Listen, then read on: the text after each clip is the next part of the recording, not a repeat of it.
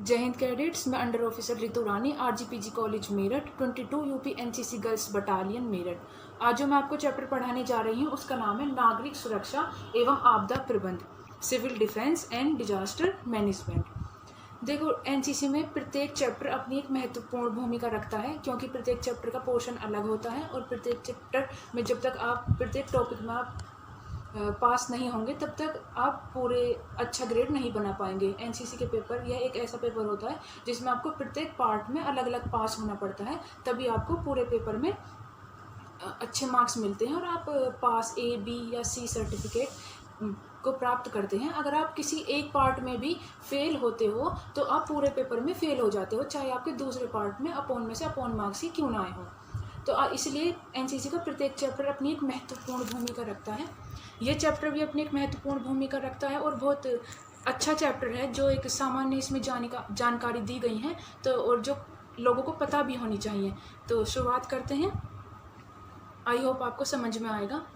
तो नागरिक सुरक्षा एवं आपदा प्रबंध होता क्या है? मानव निर्मित आपदा, प्राकृतिक आपदा या किसी और भी आपदा के समय उस आपदा को कम करने के लिए या उसके बचाव या नियंत्रण उस आपदा को करने के लिए सरकार के द्वारा, सरकार के कुछ कर्मचारियों के द्वारा और नागरिकों के द्वारा ही जो उपचार या जो उपाय किए जाते हैं उसे नागरिक सुरक्षा कहा जाता है। नागरिकों को एक स्थान से दूसरे स्थान तक ले जाना, उनके खान पान का ध्यान रखना, उन्हें खान पान की सामग्री उपलब्ध कराना, जो ये चीज़ें होती हैं ये सभी नागरिक सुरक्षा एवं आपदा प्रबंध के अंदर आती हैं। इसका दूसरा नाम नागरिकों की सुरक्षा, नागरिकों के द्वारा नागरिकों की सुरक्षा भी कहा जाता है। अब अगला टॉपिक जो आता है वह है कि आपदा होती क्या है।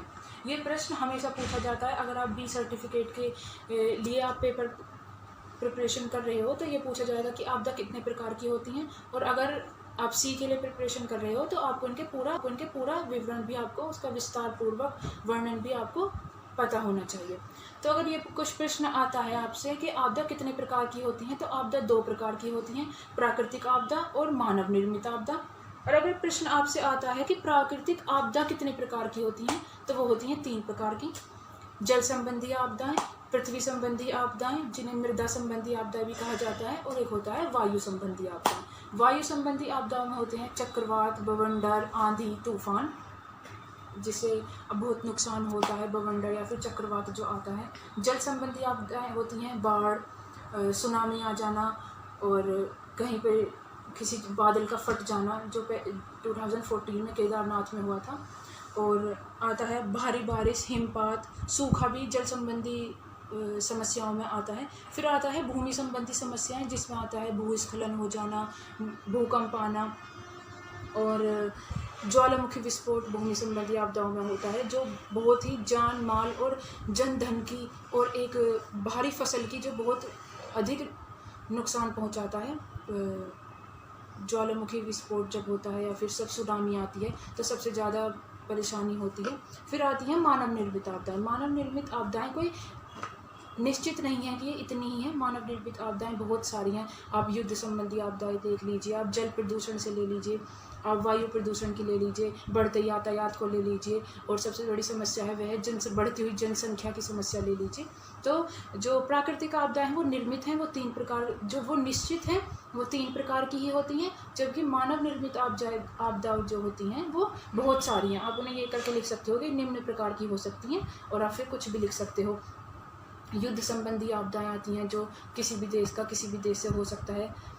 और फिर आती है आतंकवाद से, जो हम ये रासायनिक परमाणु बम या फिर सामान्य गोले बारूद से जो लड़ाइयाँ होती हैं ये आतंकवाद में आती हैं, जो मानव निर्मित आपदाएं हैं, बहुत सारी होती हैं। इसके बाद आती हैं जो ये निर्मित, जो दोनों प्रकार से की जो आपदाएं होती हैं, प्राकृतिक आपदाएं हो या मानव निर्मित आपदाएं हो, इनके समय ऐसी कौन कौन सी सेवाएं हैं जिनके द्वारा हम लाभ प्राप्त कर सकते हैं, या जो व्यक्तियों की जो उस परेशानी में फंस जाते हैं उन व्यक्तियों की सहायता कर सकती हैं। ऐसी कौन कौन सी सेवाएं हैं जो हमारी सहायता करती हैं उस समय जब हम परेशानी में होते हैं। तो सबसे पहले आती है मुख्यालय सेवा, फिर आती है वार्डन सेवा। वार्डन सेवा इम्पोर्टेंट होती है क्योंकि इसमें अधिकारी का सीधा लिंक नागरिकों से होता है। अग्निशमन सेवा, जहाँ कभी आग लग जाती है किसी भी बिल्डिंग में, तो इनकी एक अलग टीम होती है जो आग बुझाने के लिए आती है। आपूर्ति सेवा, खान पान का किसी भी चीज़ की जो ज़रूरत होती है लोगों को, वो पूरा ख्याल आपूर्ति सेवा रखती है।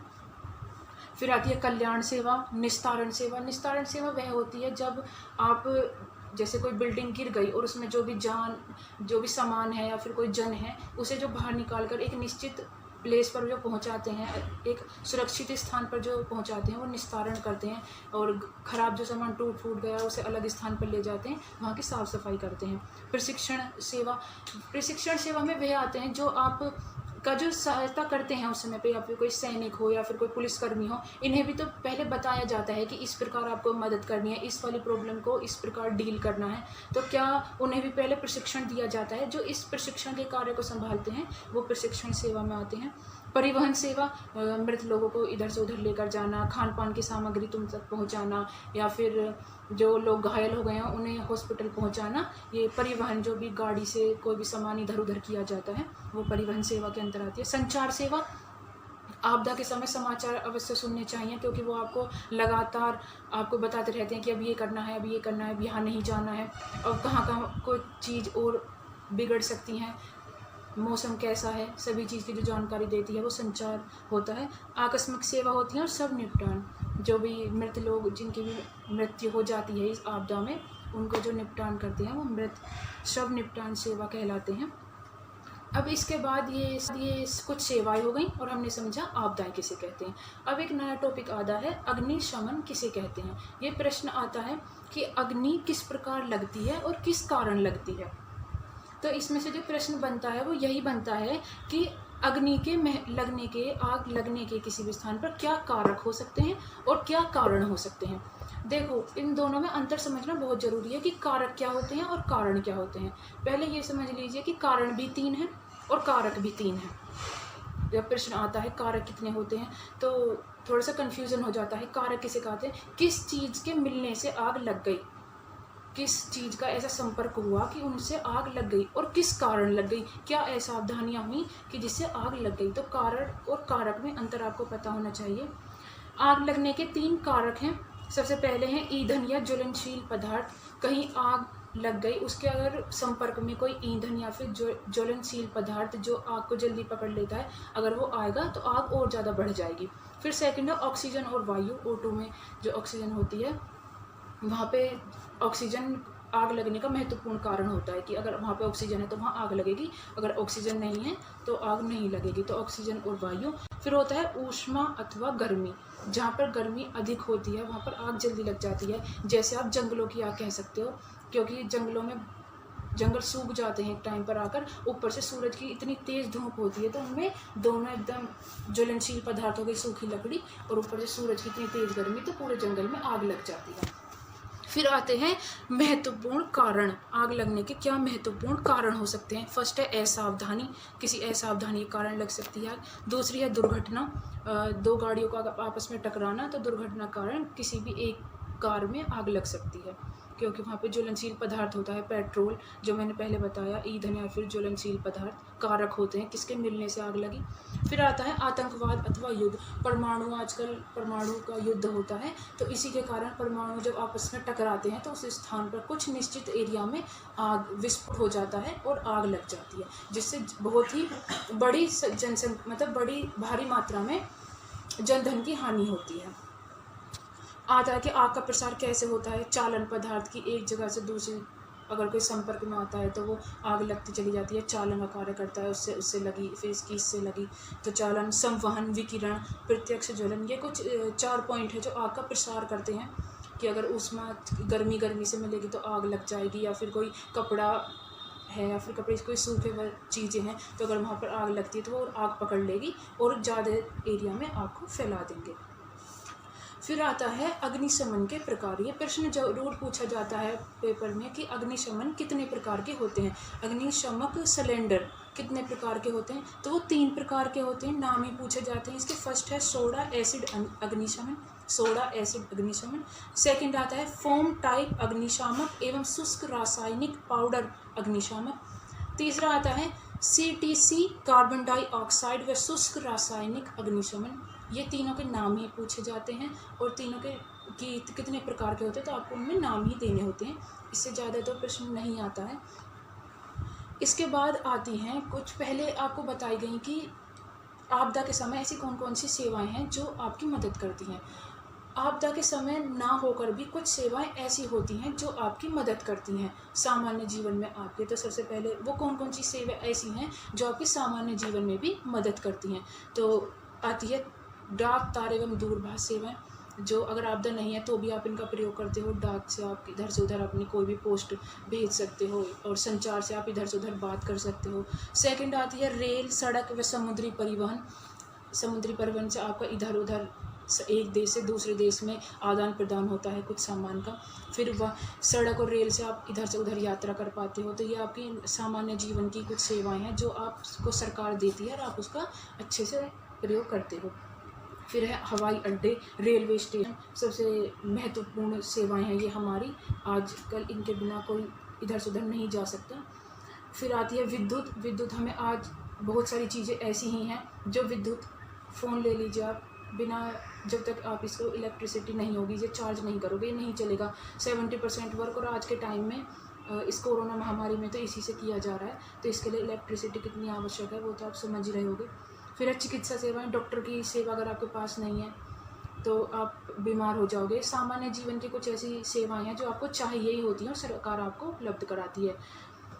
फिर आवश्यक वस्तुओं का उत्पादन व आपूर्ति, आपको अनाज भी चाहिए, आपको घर का सामान भी चाहिए, और भी बहुत सारी चीज़ें होती हैं। फिर है मुद्रा, टकसाल व सुरक्षा छापाखाना का संचालन। आप कोई वस्तु खरीदने चाहते हो तो आपको उसके लिए पैसे देने होते हैं, तो अगर आप पैसे पीछे से नहीं छपेंगे, अगर सरकार की कोई कंपनी या सरकार की कोई संस्था पैसे नहीं बनाएगी तो आप कैसे पैसे को आदान प्रदान कर पाएंगे। बैंक आपको कैसे पैसे देगा, या फिर आप दुकानदार को कैसे देंगे। यही पैसा आदान प्रदान इधर से उधर होता रहता है और नया पैसा बन के बैंकों में आता रहता है। तो ये कुछ पैसा आज के टाइम में बहुत इम्पोर्टेंट है। सारी जीवन यापन जो भी व्यक्ति का हो रहा है, आज जीवन क्रिया चल रही है, पैसे के ऊपर ही है। बहुत सारी आवश्यक सामग्री बाहर से आप खरीदते हो, तो फसल आपकी घर पे होती है, पर कुछ और भी चीज़ें हैं उसमें डालने के लिए उर्वरक आपको लाना पड़ता है, वो पैसे देकर ही लाना पड़ता है। तो पैसे होने आज के टाइम में बहुत आवश्यक है आपके पास।